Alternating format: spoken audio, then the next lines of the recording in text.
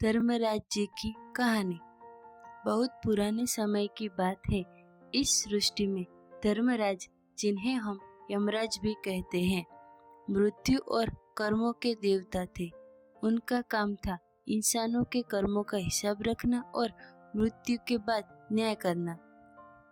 धर्मराज बहुत कठोर दिखते थे, लेकिन वे सबसे न्यायप्रिय देवता थे। उनके लिए न कोई अपना था न पराया, केवल कर्म ही सबसे बड़ा सत्य था। एक समय की बात है, एक राजा था। वह बहुत शक्तिशाली था, लेकिन अहंकारी और क्रूर था। वह गरीबों को सताता था, झूठ बोलता और पापों को छुपाता था।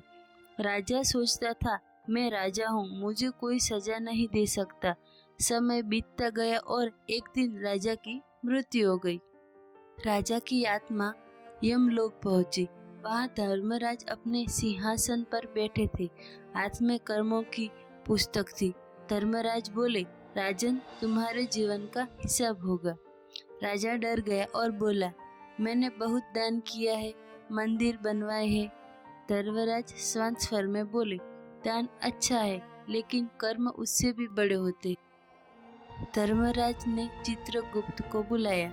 चित्रगुप्त ने राजा के कर्म पढ़े। गरीबों पर अत्याचार, झूठ और अहंकार, निर्दोष को सजा। राजा कांपने लगा। तभी धर्मराज बोले, जो जैसा करता है वैसा ही पाता है। पद, पैसा और शक्ति यहाँ कुछ काम नहीं आता। तभी अचानक चित्रगुप्त बोले, महाराज, एक पुण्य भी है। राजा ने एक बार भूखे साधु को भोजन करवाया था, बिना दिखावे के। धर्मराज मुस्कुराए।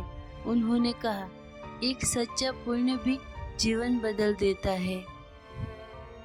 उसके बाद धर्मराज ने फैसला दिया, राजा को पहले अपने पापों का फल भोगना होगा, फिर उसे नया जन्म मिलेगा ताकि वह सुधर सके। राजा रो पड़ा और बोला, महाराज, अब मुझे समझ आया कि धर्म क्या है।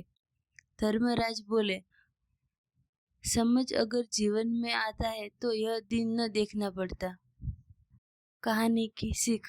इस कहानी से हमें सीख मिलती है, धर्मराज को धोखा नहीं दिया जा सकता। कर्म ही इंसान की असली पहचान है। अच्छा या बुरा, हर कर्म का फल मिलता है। इसलिए शास्त्रों में कहा गया है, यमराज से नहीं, अपने कर्मों से डरो। बोलो धर्मराज जी महाराज की जय।